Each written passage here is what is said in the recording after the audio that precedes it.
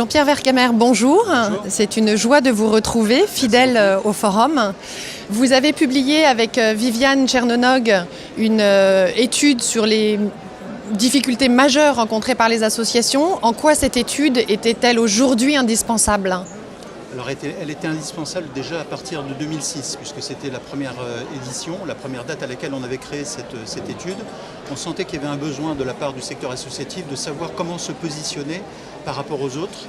Et elle rencontrait un certain nombre de difficultés. On avait essayé à ce moment-là de les sérier, de les lister pour avoir un peu plus d'informations à donner. On l'a refait en 2012. C'était à peu près le même type de questions, même type d'études, avec un peu plus de répondants. Et là, on a eu une véritable explosion du nombre de répondants, parce que 8 fois plus d'associations ont répondu à celle de 2018. C'est un travail qui a pris quasiment un an et demi de conception par Viviane au niveau du CNRS et le cabinet Deloitte. Et moi-même, on a aidé beaucoup à la constitution de cette étude. Elle nous semble importante. Je vais commencer quasiment par la fin et par la conclusion de ma conférence qu'on a animée il y a quelques minutes. C'était de dire qu'on a besoin d'un état des lieux des difficultés rencontrées par les associations. L'avantage de cette 3e édition, c'est d'avoir une évolution dans le temps. C'est-à-dire que ce n'est pas uniquement une photo à un instant T, ça devient un film sur les 12 dernières années et on arrive à voir maintenant comment ces difficultés ont évolué. Donc c'était la novation par rapport à cette étude et cette version 2018 qui a apporté un certain nombre de facteurs d'aggravation, de minoration des difficultés rencontrées et qui a été communiqué par les associations. Et dans ma présentation, l'idée c'était de dire on a maintenant un état des lieux, donc on a véritablement un outil de diagnostic par rapport à ces difficultés. Et je professais pour dire il ne faut pas s'arrêter là, même si l'étude est brillantissime réalisée par Viviane Tchernonog. Il faut passer à l'étape numéro 2, c'est d'analyser la raison pour laquelle on a rencontré ces difficultés.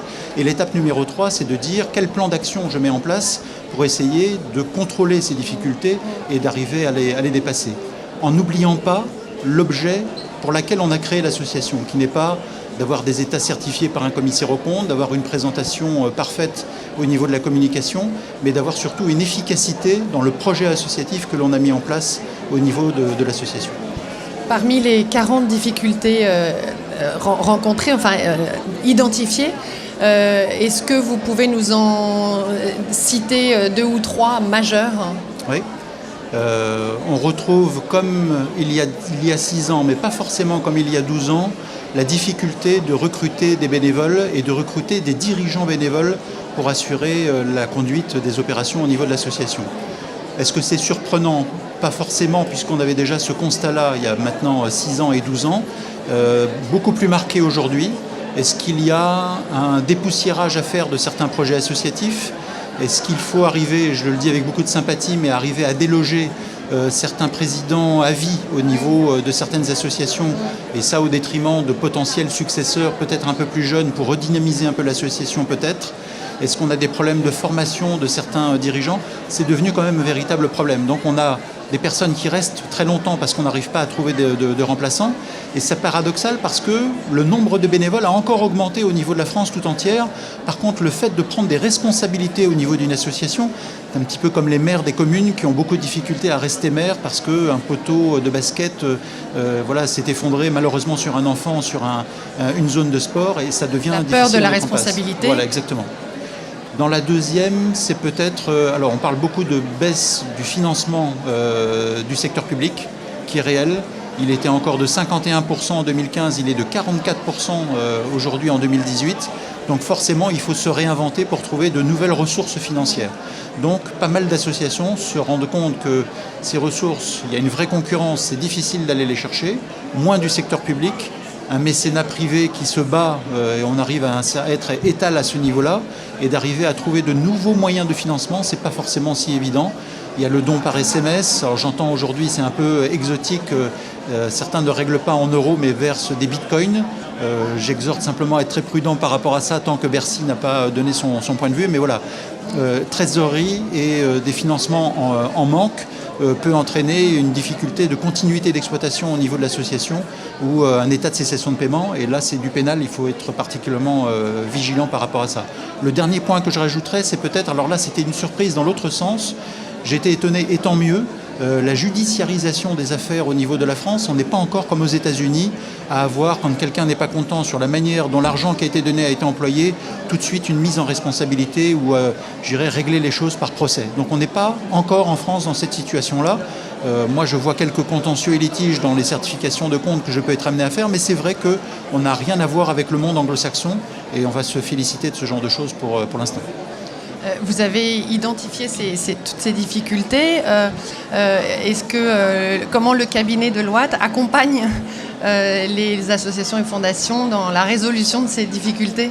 Alors, un commissaire aux comptes n'a pas le droit d'être consultant. Par contre, on sait s'asseoir avec nos clients pour passer du temps et leur dire voilà comment ça se passe chez les autres, comment on peut améliorer telle ou telle situation, améliorer la communication, avoir une bonne présentation, et là on est payé pour ça, avoir une bonne présentation comptable. Voilà, encore une fois, on n'est pas là pour faire du conseil, on est là pour faire de la forte recommandation et d'apporter toute la connaissance et l'expérience qu'on peut avoir dans d'autres situations. Voilà, donc c'est le côté valeur ajoutée que l'on peut demander à un commissaire aux comptes et on s'emploie beaucoup à faire ça. Pendant la conférence que vous avez animée, vous aviez un point de vue différent avec Lionel Proutot sur la valorisation du bénévolat. Est-ce que vous pouvez nous en parler ? Oui, c'était étonnant parce que Lionel Proutot est peut-être le seul en France à avoir une vraie compétence en matière de valorisation du bénévolat. Il a fait plein d'études nationales et internationales sur le sujet, écrit plein de bouquins et de papiers. Et là, je l'ai trouvé, quand on a préparé le sujet, avec une grande pudeur par rapport à la valorisation. Son discours est de dire, si c'est du bénévolat, on ne doit pas parler argent. Donc l'éthique veut qu'on ne donne pas de version chiffrée de ce bénévolat, ce que je peux comprendre.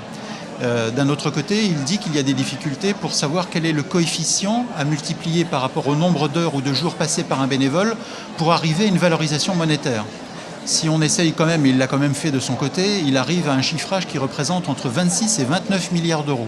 Moi, ma position est de dire quand on a 29 milliards d'euros en matière de bénévolat, c'est ce que vous n'avez pas eu à payer à des salariés pour arriver à remplir les missions qui sont remplies aujourd'hui par des associations et par des fondations. Je trouve qu'à 29 milliards d'euros, ça mérite d'avoir un peu de communication sur ce genre de choses. Et puis après, je l'ai taquiné, je lui ai dit, si le bureau d'information le bureau d'information du travail ne donne pas d'obligation en matière de valorisation, moi, ceux à qui je dois rendre des comptes, c'est l'ANC, l'autorité des normes comptables, qui auparavant demandait simplement de donner la typologie des missions remplies par les bénévoles, de faire un essai de quantification, le nombre de jours, le nombre d'heures passées, et disait essayez d'aller jusqu'au bout et de faire un effort et d'arriver à une valorisation. Là, on a un nouveau plan comptable des associations qui sort, et l'ANC nous dit vous devez valoriser les prestations faites par les bénévoles, et si vous n'y arrivez pas, vous allez devoir m'expliquer pourquoi à l'intérieur de l'annexe. Donc on voit qu'on n'a pas trop de possibilités d'être silencieux sur le sujet, mais c'est un sujet qui est à la fois concret pour suivre les préconisations de l'ANC. C'est un sujet philosophique et j'entends complètement les points qui ont été énoncés par Lionel Proutot par rapport à cette notion de valorisation du bénévolat.